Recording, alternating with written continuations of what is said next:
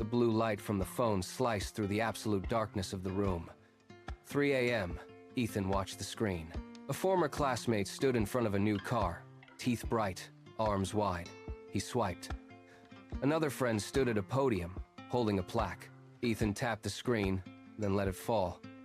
It hit the mattress with a dull thud.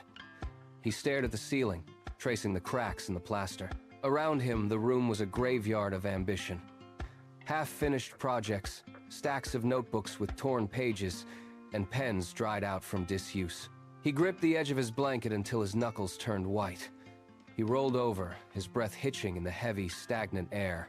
He sat up, his hand brushing against the corner of a dusty book on his desk. A small, yellowed sticky note fell out. He picked it up. Small progress every day creates big results. He read the words once, then twice. The silence of the room felt different now. He reached for a pen. He pulled a fresh, blank notebook toward him. He opened it, pressed the tip of the pen to the paper, and wrote down one single, concrete goal. The sun had not yet touched the horizon, but Ethan was already at his desk. He opened the software, the interface, a dense grid of commands and logic. His eyes darted across the screen, tracking lines of code that seemed to shift and blur. He typed a sequence, paused, deleted it, and started again. The rhythm of the keyboard became his new heartbeat. Days bled into weeks, the boundaries of his life narrowing to the glow of his monitor. He stopped waiting for inspiration and started building. When the silence of his room became too heavy, he packed his bag and moved to a corner table in a coffee shop. The air smelled of roasted beans and damp pavement. While the rest of the city slept, he sat in the dim light, his laptop screen casting a sharp white rectangle across his face. He worked through the hum of the refrigerator and the distant sound of passing cars. Every keystroke was a deliberate choice. He was no longer drifting. He was constructing a foundation, one line of logic at a time, ignoring the fatigue that pulled at his eyelids. He was trading his comfort for a chance at something else, and for the first time, the work felt like progress. The coffee shop was nearly empty.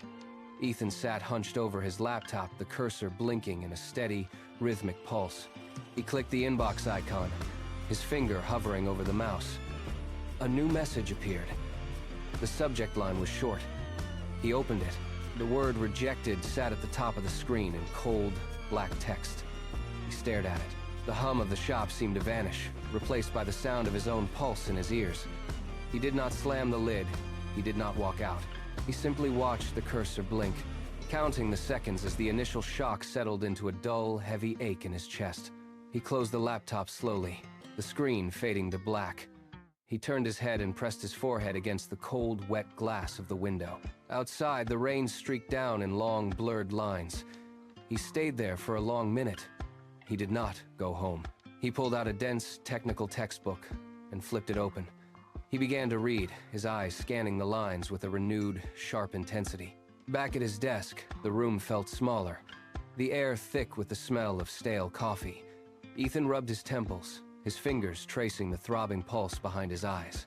His vision was blurred, the screen a hazy glow of white light. He leaned in, his breath hitching as he navigated the complex architecture of his code. He typed, his fingers stiff, searching for the flaw that had haunted him for weeks. He hit enter. A jagged red error message slashed across the display.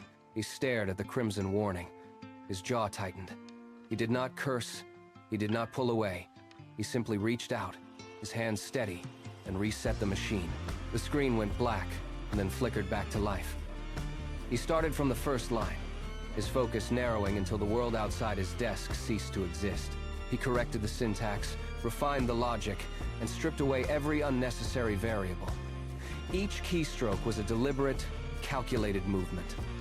Hours passed in a blur of concentration. Finally, he initiated the simulation. The processor whirred, the fans spinning to a high-pitched whine. He held his breath. The progress bar crawled across the bottom of the screen. It reached the end. The red error did not appear. Instead, the entire interface pulsed with a steady, vibrant green light. The code held. He leaned back, his shoulders dropping. A small, genuine smile touched his lips. Months later, the glass doors of the office building swung open. Ethan walked through the lobby, his stride measured and his shoulders square.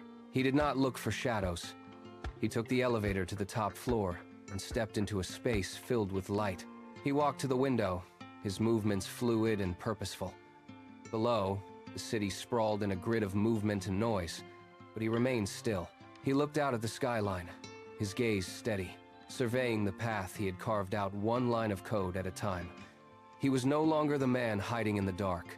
He had built his own foundation, brick by brick, through the quiet, relentless rhythm of his daily work. Success was not a sudden spark. It was the result of showing up when it was hardest.